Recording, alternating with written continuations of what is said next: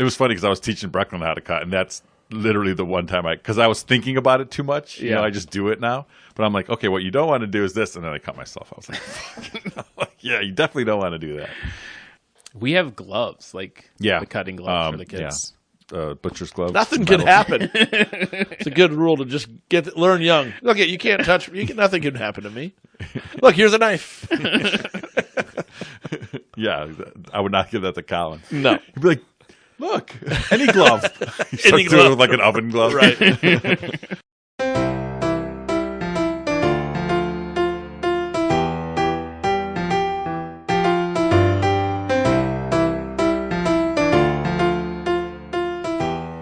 Welcome to Our Film Fathers Podcast, the definitive podcast about fatherhood, film, and fatherhood in film.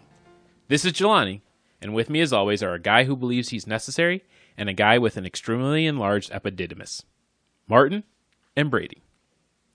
You know, the feeling that people experience when they stand on the edge like this isn't the fear of falling. It's the fear that they might jump. Tell me the difference between stupid and illegal, and I'll have my wife's brother arrested.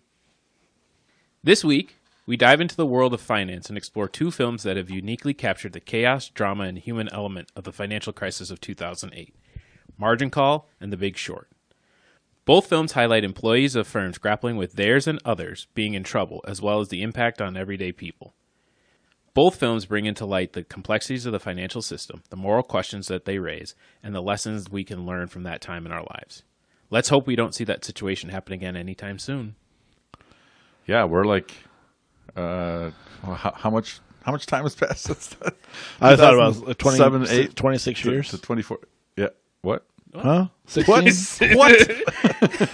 What day is it? A little far. Yeah, like 16 years or so. But it feels, I mean, I feel old because it feels like it was not that long ago, you know? It's right. like, I'm like, oh, I remember the time. Yeah. It doesn't feel like 2008 should be the year. That's for sure. Yeah. Like seeing that doesn't technically compute, but Yeah. I'd have no real awareness of space and time anymore. So Can we, I just want to pause and say this was a really good pairing. I know we talked about doing The Big Short, and then when you said Margin Call, I didn't realize how, I mean, I knew it was about the same time, but I don't know, just watching them together was the right call. yeah. Marginally.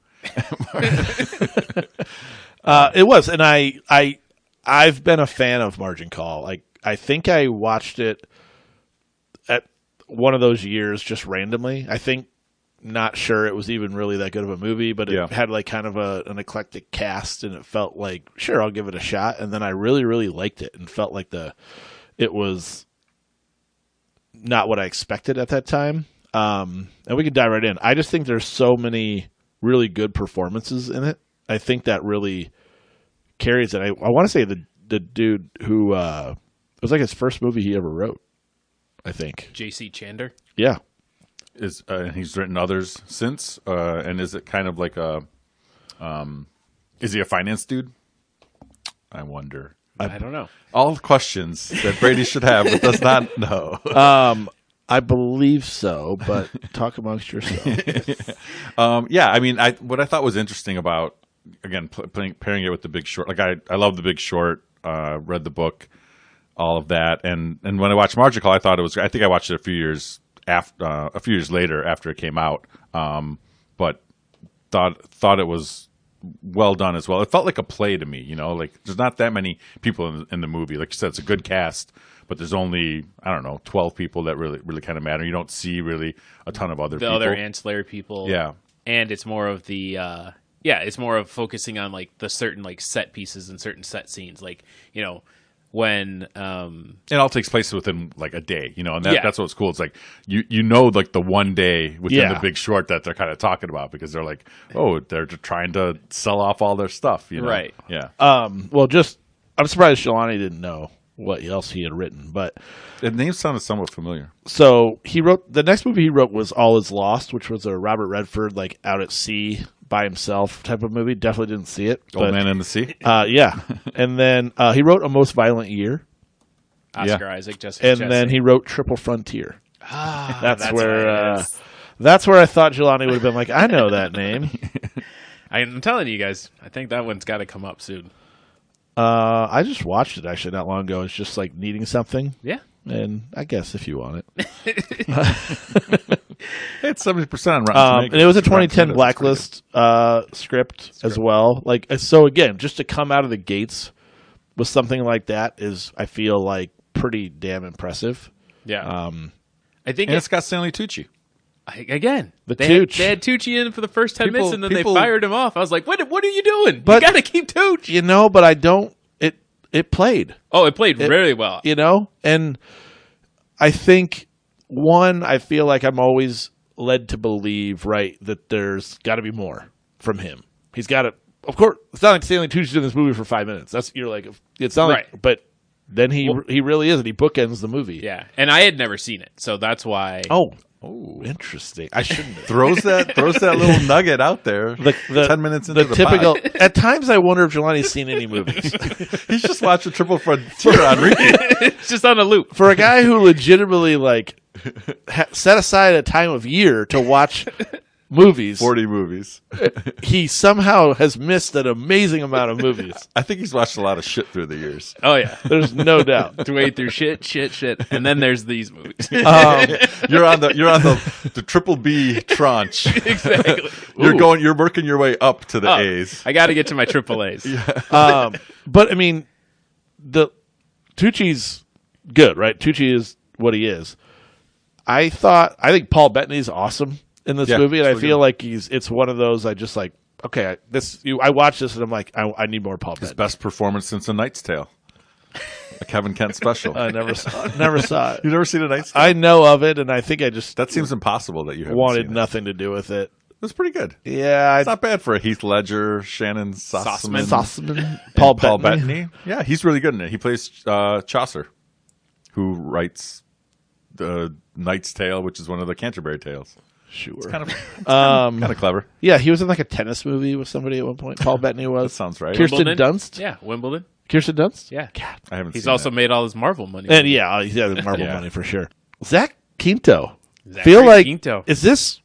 Was This when he makes had me his think moment? he should be like a He was an superstar. EP, executive producer on this, I think, too. So this, I feel like Or producer or something. this came out after Heroes. ended? Heroes would have been his intro, and then he Right. did the Star Trek. He was And then Spock, Star Trek Really came good. out. Really good in Yeah. those Star Trek movies. Some thick eyebrows. like the thickest, Right. Like but maybe- well groomed. like maybe the thickest. But like, if you're looking for a man in finance with a trust fund who's 6'5" and blue eyes, Zachary Quinto might be your man. So I kid you not, I watched this movie last week, and my first thought afterwards was, again, I was like, God, Quinto is so good in this. I'm like, where is he? Like, I haven't seen him. No joke. 2 nights ago, watching the Olympics, there's a commercial for a new Zachary Quinto TV show called Brilliant Minds, which will not last long. No, is it on network? Oh, he's like NBC, he's I like a think. doctor with like that really connects with these people because they have like brilliant minds. It's just there's House meets the yes, something. you're on The Mentalist. And what's the other one that was a CBS one with like the young guy who was Young brilliant? Doctor? Yeah, no, not Good doctor. or something. You know what I'm talking about? It was more like he dude had like curly hair. He, Psych. God damn it! Don't throw dumb shit at me. Sorry, I think it was the Mentalist. Speaking of, Right. Yeah, No, Mentalist was our guy Simon Baker. yeah, Right. who's in this movie? Margin Call. But not this is not it. But either way, it's not gonna this. Yeah, it's not Brilliant gonna last. Minds will not be on TV for very long. I will state that and stand by it. Yeah, I mean, network TV has been dead since Hannibal went off the air. It's just sports. But Olympics is propping everything up. My in other NFL. question, not Simon Baker related, or I'm out. or Demi Moore, out of nowhere. Looking good. Jeremy Irons. She always does. Jeremy Irons. I like a good Jeremy I like a Irons. good Jeremy Sure. Irons eating a steak up at the Matthew McConaughey suite, about to pound his chest. I mean, Wolf of Wall Street would have been a good pair. Boiler Room, but in different ways. Those two might be good Yeah, paired. those- Yeah, yeah. those two together. So here's my other question. Kevin Spacey. No, I'm out. If he isn't the absolute worst person, is he considered like a top 10 actor? If like Oh, you're saying if he did well in this? I'm just in general, Yeah. like he's in Baby Driver and does well in that. I'm just saying, like, Sure. obviously he's everyone knows, like his run was pretty good there. Yeah. And then, his secrets came to light, and so he's the worst. That's fine. I don't know him, but just on the acting. but just if that Are you if that saying part it's doesn't the happen, artist and not no, I'm not saying. I'm saying if let's just say he's a normal human, yeah.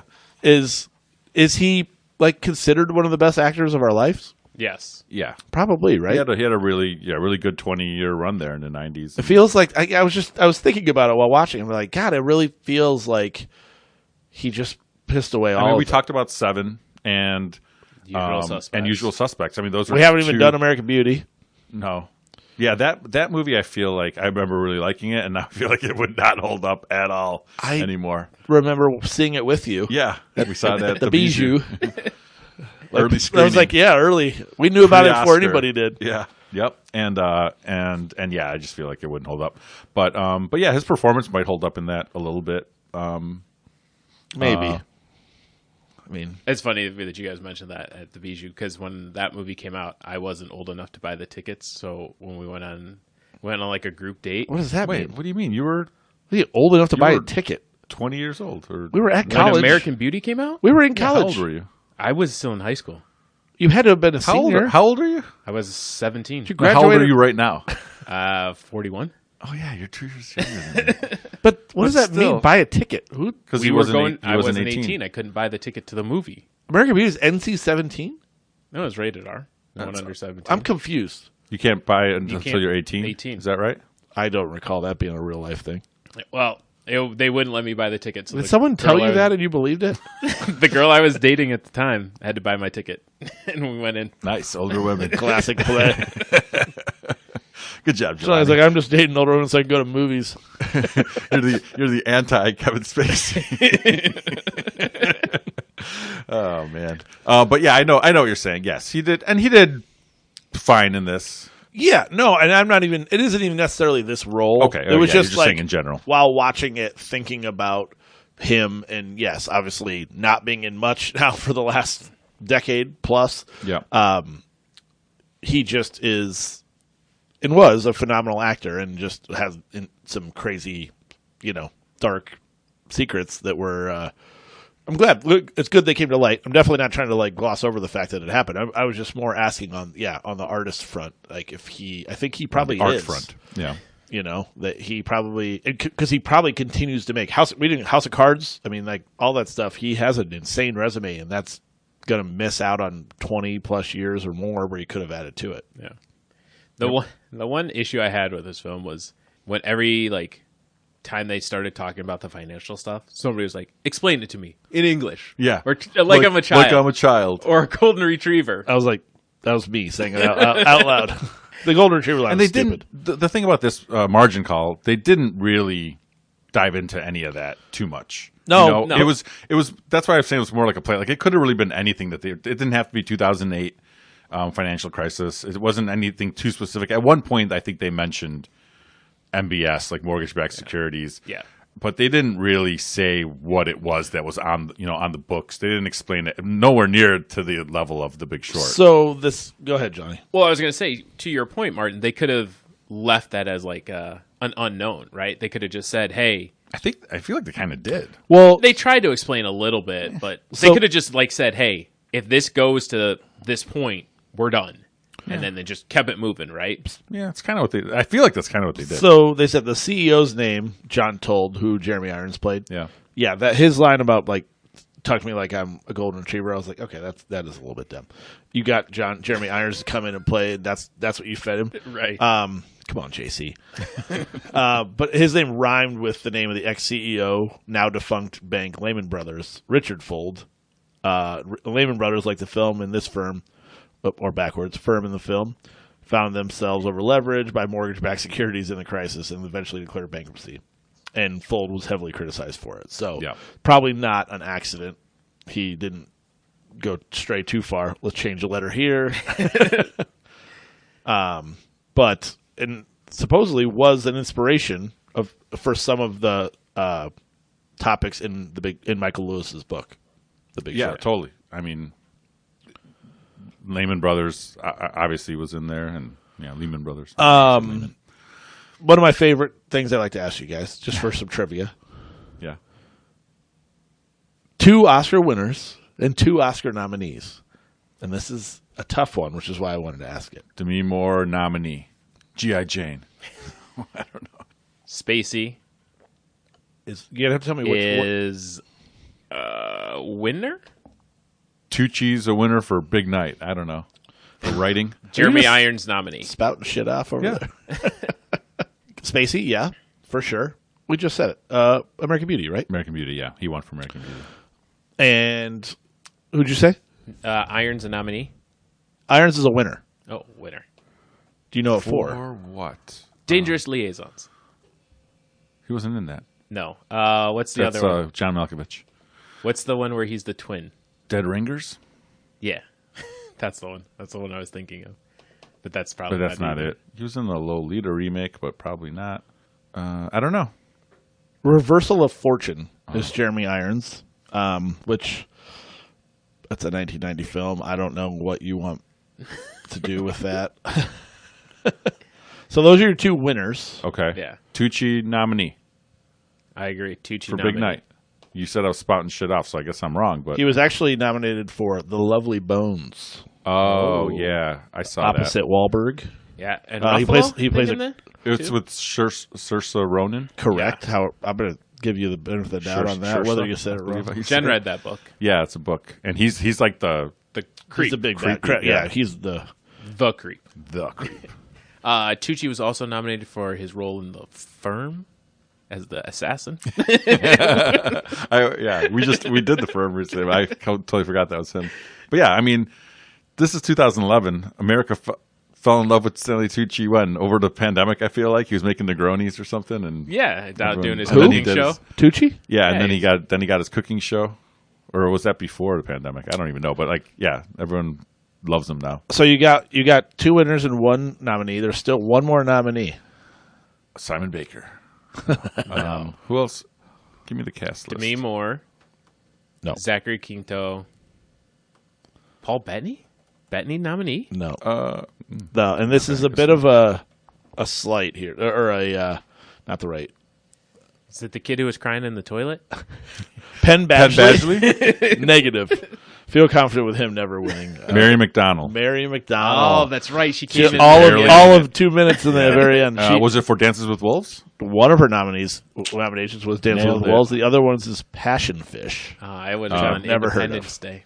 Passion Fish. I think I remember. And Asif Manvi. Yes, What is going on? So he was an actor well before correct. he Daily was Show. a comedian, or I guess. Well, before the Daily Show, yeah. or was he always funny? Or maybe did he we find just- out he was funny? I mean, really was a fun. I think maybe it was a passion, right? yeah, yeah. He I love clearly, it. I like it. when we realized who he was, he had at least done work. Right. And that, yeah, Although this might have been after 2011. Feels like maybe. Yeah.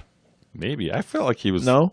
I don't know. I didn't watch the Daily He was- Show regularly all the time. But he was I in thought that. He He was a in newer- that run with like Carell in them. I feel like, or it might have been like right after them, So maybe it was all around right the same after time. Carell, like Jason Jones and Samantha Bee. I feel like that was like his Okay, yeah, his that's cast right. list or That cast. seems numbers. like later on to me. Yeah. Jason Jones and Samantha Bee. Kind of forgot about them. Unfortunately, like feels like. So he She was a had her own correspondent show. from 2006 to 2017. So Okay, so my bad. this is in the middle of that. Yeah, you're right. So he had a run. But this movie to me is just I like the 24-hour aspect of it. Yeah, There's no doubt it's a little bit, played up in some parts. It's definitely not like a perfect movie. I just think it's a really entertaining movie throughout. I and think it's got a like dark tone Yeah. throughout the whole thing. It just I mean, obviously it's nighttime, but there is something that just it feels like everyone's very, very depressed, and because the music's about to stop playing, right? So I Yeah. have to say. it's That was his analogy, right? yes, it was, unfortunately. It's a little longer for you though, too, Brady. It's an hour and 47. Not that scant hour and a half, but Yeah, but But that's like an hour 40. Yeah. Credits are always going to roll longer than they need to. Right. They need like the super speed credits. just at the end. Like you can they would pause do it on- if you on want to see ABC them. back in the day. It should be like To an get to the option to next like thing. slow play them. If you're like your kid's in like a vice grip, you can wait. You can go through it and see it. Otherwise, it's like, all right, we know who's in this thing. Should we move on to the bigger one, The Big Short? Yeah, I mean, I think The Big Short is without a doubt the much more recognizable movie. I feel like Margin Call feels like one of those that could have been like a bargain bin, right? Yeah, Like, totally. but I think in general, it is. I think people that have seen it like it. So, Big Short. I mean, Oscar nominated. Like, just It's an impressive feat of a movie, I think, because reading the book, you would never be like, this is going to make a very funny, entertaining movie. Like, you read it and you're like, this is a well, it's not. It wasn't boring to everybody. Like, I loved it. It was like my favorite book that year. Came out. I want to say 2000, like the year of the 2009 or something, maybe a year later. And then you hear they're making a movie, and you're like, I don't know how that's going to work. But then you find out who's in it, all these funny people, and it's done by Adam McKay. You're like, also, I don't know if that's going to work. And then you watch it, and it works on so many levels, and it's so entertaining, so informative, so funny. It's a very impressive movie making. I was like, should I assume Martin saw this book, read this book first? Yeah. Oh yeah. Have you read all of his books, Lewis? Yeah. What was the? You hesitated, Well, there might be some newer ones that I slipped through the cracks. yeah through the cracks. But at the time, I read Moneyball first because I don't know. Yeah, it just kind of was interesting to me. And I'd heard good things about it, and Well, then I you're a went back sports and read fanatic. everything. Right? Yeah, that's what I'm saying. I'm not a sports fanatic, but I heard the concept. I'm like, oh, this might be my gateway into being more interested in sports. Martin's like, do I want to work for a team? Do I want to work for Stats Inc? And then, of course, Blindside, which Brady loves the movie Right. more than Loves anything the because it's entire got his cast. favorite actress. Sandra Bullock in it. I went back The and read the new worst. thing, Liar's Poker, which is so he actually worked at Salomon Brothers, which is where the Bond. I think the guy that's what they were talking about, the Bond salesman, or was he at Lehman? I don't. The guy who invented guy the who mortgage-backed created security. I'm pretty sure they said that Salomon, yeah. was at Salomon Brothers, which is where Michael Lewis worked. Where he worked and where he wrote Liar's Poker about the main guy. So it just feels like his career was made, like his life was made to write this book. And then when The Big Short came out, I was super excited to read it to try to make some sense of the crash because no one knew what the fuck was going on. Right. No one had heard of CDOs or mortgage-backed securities or any of this stuff. And he does it in such a way that's easily, explainable or easily learned. And then the movie does it even more so. They dumb it down without dumbing it down. Yeah. I feel like I've only read a couple of his books, and I wish I read more, and I don't really have a good excuse not to. I'll claim time like a lot of people, but I definitely could if I put forth the effort. It's not like I don't have a 30-minute train ride each way every 3 to 4 days a week. Little book on tape. TikTok though. TikTok will definitely take it. I gotta watch 2.5-minute clips of Newsroom to plow through.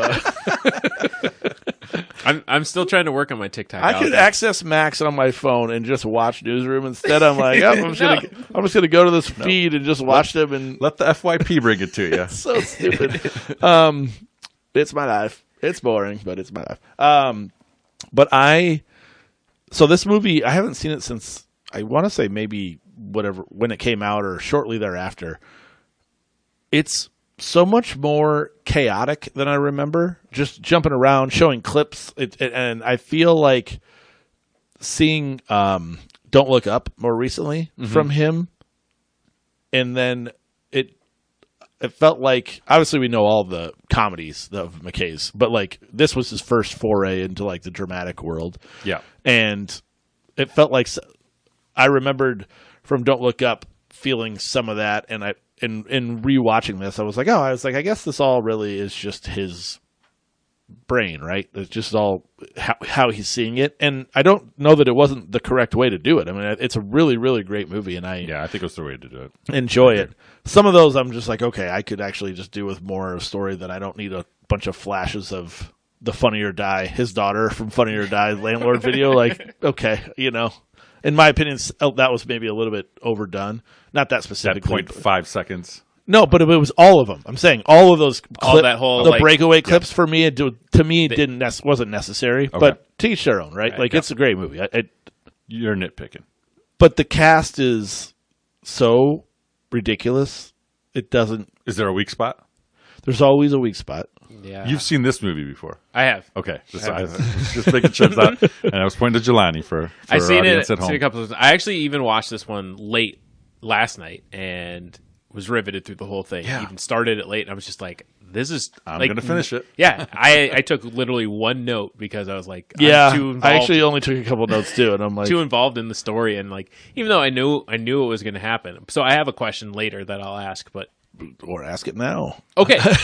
So all right, I'll Why ask don't it you now. just tell me what movie you want to watch? So I understand the whole process of shorting stocks and everything. So my question is, when these guys all bought their options, right? Essentially, they got a loan from all these banks to say, "Hey, we're going to give you this money. We want the premiums on it." And then when the thing tanks, you guys can go out and buy them and cash out your options, right? That's how a short works, Yeah, right? You could buy it for pennies, yeah, for a lot less than what you would have to pay for it as it is. yeah, Why are the banks buying these back? because exactly for that, because then the banks could buy it back. They make some of their money back. So they're getting paid the premiums. The banks were getting paid the premiums, right? Right, but the premiums were nothing compared to the billions that Right. The these billions shorts that were worth. the shorts were taking, right? Yeah. So then when the shorts come in, they're coming in at, let's say it's $1 a share. Let's just call it easy, right? And Michael Burry bought $1.5 billion worth. Yeah. Right? So then when it tanks down to 10 cents a share, and he goes and it's like, all right, well, I'm paying you guys back for all those shares. What he has, they have to buy it for what it was initially. He locked in, essentially, right? He locked Yeah. in at a higher price. Right. So John's question is, why would they It's pay the difference because they pay the difference. They're buying the rights to get paid at a higher price because they have. That's what the owners of the paper. Yes. Michael Burry was getting paid at the higher price. But why are the banks even buying these back? Because they know they're garbage. Because then they're not they're not owning the stock. They own the option then. So they're doing the same thing that Michael Burry would be doing. Right. But how is it worth anything at that point? Why would anybody buy an option from the bank knowing that these things have just tanked? That's what I don't understand. It's because you're thinking it's a short. It's not an option to buy it at a lower price when it's higher. It's the option to buy it at a higher price when it's lower. Does that make sense? It's a short. It's not. Most options are when you're trying to. You're Buy hoping at that a it goes up, right. right? Because then you could buy it at a lower price. This is the opposite of that. Right. They're owed the higher price, but it's only worth the lower price. So you're making money. It's just like going on the don't pass line on the in craps instead of the pass line. It's just as valid of a bet. I think I saw Does that make sense? something explained where it said normally you want to buy low, sell high, and this is sell high, buy low. Correct. Yes. Yeah. I get that. I guess. What the difference? What you're not. I guess what you're not understanding is that it's if they exercised the short. Yeah. If Michael Burry exercised the short, he would have made even more money. But he's selling it to the bank because and what's his name? Mark Baum, Steve Carell's character. He was holding out on it because he wanted to exercise them. He wanted to make them pay. But then when he was convinced finally to just sell them because the banks then can make all the money that he was supposed to make, but he makes a bunch of money too. He just gets a little bit lower. He got whatever $1 billion as opposed to I don't know $2 billion, which is what the shorts were actually worth. That's why the bank's buying because they're making some. Because they now have the option to Correct. Make somebody else pay them at that price. Correct. Okay. So they're owning good paper on it. Right. And I mean, that's obviously simplifying. I'm no genius. I don't really understand. All I know is it's worth something to them. I had some more thought. And it kind of like stops the bleeding for the bank too. And then and Baum gets the money. And Burry gets the It money. would have been good if you just said to explain it to you like you were a No, golden golden retriever. retriever. And I feel that way. There were multiple times in this. I'm an idiot, so when I was watching, I'm like, I don't understand. Now, don't ask me to explain the Trading Places. That one actually, I've watched several YouTube I know, I videos watched on. videos on I too. think I think I get that one. A I little bit think better. if I Orange watch, juice. I think options if I or watch what was it? Margot Robbie a couple more times, tell me, then maybe might I'll get it. understand. It's Selena Gomez out of nowhere. But yeah, I mean, that's why in 2008, I went deep into this. Like, there were a bunch of really good. That's when Planet Money, the podcast on NPR, like started. It was because they had like a really good episode of This American Life called "The Giant Pool of Money" that explained the stuff well. And they're like, we realize people want to have more financial literacy, so they started a whole Planet Money podcast like after that. Yeah. So yeah, How's your financial literacy? I don't know. I thought it's like I feel like I understand still a lot of stuff, but then as soon as I go away from it for a while, I forget it all. You know, and then when I watched this movie again, I was reminded of it, but I wasn't like, oh yeah, CDO, it's this and it's a tranche. I'm like, I just kind of came back to me a little bit. You need someone with a Jenga set to show you how what the housing market looks like. Unfortunately, you need gimmicky approaches to get that message to stay in your brain. And I mean, I think the biggest like takeaway, the best line in this movie is when they say financial industry. They try to make it more complicated than it is with making all these crazy terms for it. But when there's an easy way to explain it, but they call it a CDO and make you think like you're an idiot if you don't understand it. But all you have to know is that it's shit. You know, Right. they're just repackaging shit. And I think that's what I liked most about this movie was that you had Christian Bale as Michael Burry, who like went through, looked at all the mortgages and understood, okay, at a high level, like, you know, I looked through all this. Nobody looks through all of that. Nobody, like, the lawyers don't even But he look through does. it. But he did. Yeah. And then you had Ryan Gosling and Steve Carell. Then they had their views of like looking into it. But Steve Carell's was the one that really like was the eye opening, where they went to like the housing market and they went to the areas where these houses were supposed to be for sale or were for sale. And they were talking to the people on the ground. Like the one guy was like, why is my landlord's dog the one that you're looking for? And Yeah. Yeah. the stripper who was like, I have 4 houses in a condo. Yeah. It's like, that was the realization. You're just It's like, oh, I don't get it. Why are they confessing? It's Right. like they're Yeah. not. They're bragging. bragging. Yeah, totally. I mean, I didn't know people like that, but I do remember in like 2005, 2006, everyone's like, I'm making so much money in doing mortgages, you know, and I'm like, shit, man, should I have been a mortgage broker? You know, because it was just the hot market. It's never going to go down, right? All that stuff. It was a crazy time. And then you see the flip side where they're all like at the job fair trying to get trying whatever. to get a job at IKEA. But I asked, is there a weak link in the cast? And I don't think I ever got an answer. If you were maybe going to say it, but then you asked your question. Melissa Leo? Oh, she was so small. I think she was good. yeah, Melissa Leo, she's quality. I don't mean as an over. I mean only in these roles. The roles? In the roles. I Melissa Leo hate over here. Yeah. don't know. Give me the Equalizer. Yeah. Part 2 Like, every day. give me something where she can, eat a little meat on the bone. I have my kind of answer if you guys want to think about it, but I feel like Tracy Letts? No, he was perfect. I feel like Steve Carell was a little over the top at times. It's because Yeah. he was doing like an accent, but I liked the character, and I feel like maybe there could have been a better actor. I for think it there or something. probably or is. maybe he could have made some different choices. Yeah, I think there probably is a better actor. I don't know who it is. I just think, can't. Everything else is like so strong. Like Jeremy Strong, amazing. Yeah. And like All of them. Gosling's perfect. Gosling's perfect. And I think McKay said they said like this is during Gosling's like hiatus from acting, and McKay was like there supposedly in an interview at one point said this was essentially like it needed to be Gosling, and I think that was right. I And think Christian that's right. Bale's phenomenal. I think my hunch is that Carell.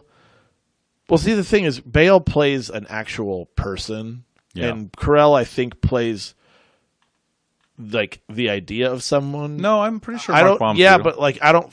Bale went and like learned about the person he played for like most like a year. okay. I don't think Carell was like, and this is not a knock on him. I think it is. Well, that's kind of what I'm saying. He almost the parts of it times it seemed like he was just doing Right. caricature as opposed exactly. to a real person. So it's not. That's what I'm saying. It wasn't necessarily. It's more of like the idea of what this person would have been doing. I think he had this like moral compass that was theoretically grounding him, but also he was so erratic and obnoxious to like everywhere he went. I do love when they did the little sides, and he's like, Mark Baum actually did that. You know, he holds up a 0, and then they're up, and everyone's leaving when Alan Greenspan was about to talk at the thing when he does his little speech at that convention.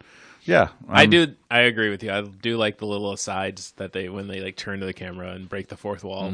Yeah, all that stuff. That like it lightens the movie up because it's such a deep and heavy topic. Yeah, but and that's where under anyone else's direction, or who wrote the screenplay? Did McKay write the McKay screenplay? rewrote it, so it had been rewritten, or a screenplay had been written by someone. Let's see if I have that. I did not say the name of the guy who did it, and it kind of was living in no man's land. And then, so McKay rewrote it. Michael Lewis said in an interview that Paramount allowed McKay to make it only if he agreed to do a sequel to Anchorman. Oh, wow. So, as we have recently talked about, the second Anchorman. Maybe that's why I did love it, though. Like, love it, because he probably didn't want to do it. Right. They made that him do note didn't come up when I was looking up Anchorman 2, but apparently Lewis said that in an interview that that was Paramount's, like, essentially. Man, mad respect for Adam McKay, even more now. Yeah. Get paid a boatload to do Anchorman 2 and make the movie you actually want to make, which was his foray into a more dramatic. Yeah. I'm sure it's tough. Like you can do all you want as long as we know what you're going to do, and we know you're going to crush comedies, but like you want to do something more, and he found a way to do it. Yeah. So get a little political after that. Yeah, great. Love it. So Bale's, I started to wonder which eye was glass at one point, but it's like I think they both moved in a different direction. He is, I mean, I don't think no surprise, right, that Bale is just a phenomenal actor, but he is. Surprises time and time again. Or I guess doesn't surprise. Yeah, he just is he can seemingly do anything he wants. And, I mean, this is obviously a very, I think, unique person, both mentally and I think physically. I think he was somehow like really into Pantera. Really into death metal.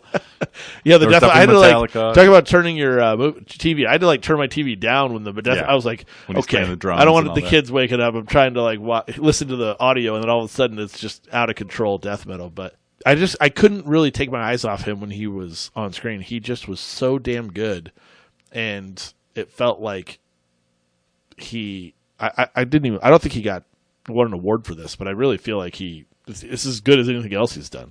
Yeah, sometimes they're just like, they just don't even recognize because it's based on a real person. He's already, well, no, because he's already so decorated or so good at everything that's just like, oh, it's another amazing performance by Bale. The Academy. It's the Academy. It's fickle. They do one a year too late because you know they didn't. Yeah. You didn't get the one he should have got. So like, oh well, now we got to give him one because we should have given him the Awards last for one. art. Just give someone nominate the right people at the right time. Why? Yeah. Why is this hard? He actually did get nominated for Best Supporting Actor. Oh, there you go. Never mind. Everything I said, forget that. But I don't think I knew when I first saw this. I don't think I knew about Jeremy Strong because this was before Molly's Game 2, right? Correct. The sequel? What? Molly's Game 2, the sequel? Molly's Game as well. But So- yeah, I thought he was great in this, and obviously probably led to some of his success in Succession. An amazing Succession show. for sure with McKay. Yeah. So I just did a quick check to see who Bale lost to. Actresses supporting role that year: Sylvester Stallone in Creed, Mark Ruffalo in Spotlight, Tom Hardy in The Revenant, Bale, and the winner. I think it was. Who was the second one you said? I haven't. No, he haven't hasn't said named the okay, winner. never mind. I've only named the loser so far. And the winner is Mark Rylance in Bridge of Spies. Oh, I didn't like that. I didn't Is that see it. Tom Hanks? Tom It is Tom Hanks. Hanks. I Yeah, I did see it. have a hard time thinking it shouldn't have been Bale or Hardy or Ruffalo. Yeah, I thought it was going to. I was going to say Ruffalo. Yeah, in Spotlight. 'Cause Damn, Spotlight won. Spotlight's awesome. Yeah, it won the Best Picture that year. I should rewatch that too. But DiCaprio won for Revenant that year. Hardy was good in it. But yeah, What was your favorite, like, aside from a celebrity? Was it Bourdain, Margot Robbie, or Selena Gomez? I mean Margot's. I don't mean for Yeah. just like the actual content. It's Bourdain for Bourdain, sure. yeah, Yeah. Bourdain, because that was the perfect way to explain it. Exactly. And- That's exactly why. And I've also shocked nobody. I've read his book No Reservations, where he talks about that exact thing. One of his oldest things is don't order fish on Monday or Sunday because they only get or Thursday, Thursday, right, Because yeah. it's the longest time before they usually get fresh fish on Friday. Yeah. So don't order it on Thursday because it's a week old. yeah. So I feel like to be able to do you that. have told us that story, or Yeah, somebody has maybe. told me that story, because when that popped up on the screen, I'm like, why do I know this? Yeah, I like, may why have do I mentioned know? You said you've before. seen it. I know, but I feel like Are you that- lying to us? No, I feel like that story had been like even more fresh in my mind. Like I'm just not gonna, like the halibut. right. I'm just gonna take that halibut and throw it in a stew. It's not. and It's it's a fresher in his no-brainer. mind than Of course you are, right? Like I Yeah. worked at a restaurant. That makes sense. Yeah. I mean, it was a really good book. Bourdain, it's just the stuff like that, like sticks. He is just such a good storyteller, Yeah. and he's had great shows, and I miss him. Yeah. Miss Bourdain. Yeah, you're not alone. Well, no, Kitchen Confidential was the book. No Reservations was the show. Sorry, No I Reservations said it was wrong. the show, Yeah, correct. Kitchen Confidential. Isn't No Reservations also a movie They with Catherine Zeta-Jones Yeah. and Aaron Eckhart, Aaron Eckhart? sons of bitches. They stole it. took it from him. Yeah, but like I said, this movie was riveting, like literally riveting. I was attached to my seat the whole time, watched all the way through, and like just every turn, you're like, all right, who's going to get out? And what I also liked was when Bale was out there writing his numbers. Yeah, And, he started at like 8.7, and then it went down to Negative. negative. It was negative 8.7. Was it negative? Because at the beginning it was positive. No. no, I think it was -8, yeah. then -11. The fund was positive when they started, though. Oh yeah, I mean, Yeah, And but when then they he started started showing the board, it was -8. Yeah. It was a negative number. So negative, and then It was negative -9 19. something, and then it was 11, then 19. Right. And then at the end, he writes it, and it's 489. 489%. positive. Total. It's It's, like here's your money. You're welcome. right. Yeah, Now I'm shutting it down. that's crazy. Yeah. I mean, just the amount of money that changes hands and changes lives. Well, even with the guys that Brownfield, right, that started out of the garage and went from $110,000 I like to those guys. $30 million. I would say technically that might be the weak spot. I think in hindsight, with how big of a movie this was, I think you could have put two actors in there that people knew, that were a little more established as opposed I to. think they did were really well, fine, though, But to me. they were fine, but I still think they could have been. I think you could have put someone else there. I totally forgot that Brad Pitt was in this. Because he's. Such I had a the small exact role. same thought. I was like, oh yeah, Pitt's in this too. Exact same. But he was thought. perfect as always. I mean, he doesn't miss. Not much. No. Maybe a few times, but not much. I think he delivers a great little speech. Well, in and a it's Brad relevant, Pitt right? way. Like they're celebrating Yeah. with the being oblivious to the fact that like what them being successful means Yeah. to Here's the everyone number: else. every 1% unemployment goes up. 40,000 people died. Did you know that? Like, Yeah, and then literally, It's it's like, like I got to sorry. call my mom. Like, Yeah. I mean, they're just. I think it was a good encapsulation of being so wrapped up in your own success, but also like being right and then not recognizing the other side of the coin, and then having Pitt, explain that to them. Well, I Just- like that they acknowledge that a few times. When they said they're like, well, you're just a hypocrite because you're making money on this too. Because they're shorting the American economy, but they're not bad people. Just trying to be right. Yeah, and they were. It's not like Baum was trying to expose some of that stuff too. I want to short everything that guy touched. Really, really just damn good. I'm glad Martin, I'm glad you said you thought these were a good pairing, because I definitely thought they would be. I thought they are. I just think it's a good, within a couple of days of each other, a good way to watch some movies about that world and still both be great from different vantage points. Yeah, and it was that moment when they were all in this movie, when they were all saying, why aren't they downgrading them yet? It's like, because they're trying to get some shorts themselves or get their position. And I'm like, okay, so this is the day that the 24 hours that's in Margin Call. That I was like, oh man, this is perfect that we watch these two together, because one's just one day within it, and the other one shows the greater context of the whole thing together. So it's pretty cool. So yeah, if you haven't already, watch them both. Yeah, Margin Call first. As always, sometimes in an acute situation such as this, often what is right can take on multiple interpretations. But it's always right to smash that subscribe button. Thanks, and save it for the pod.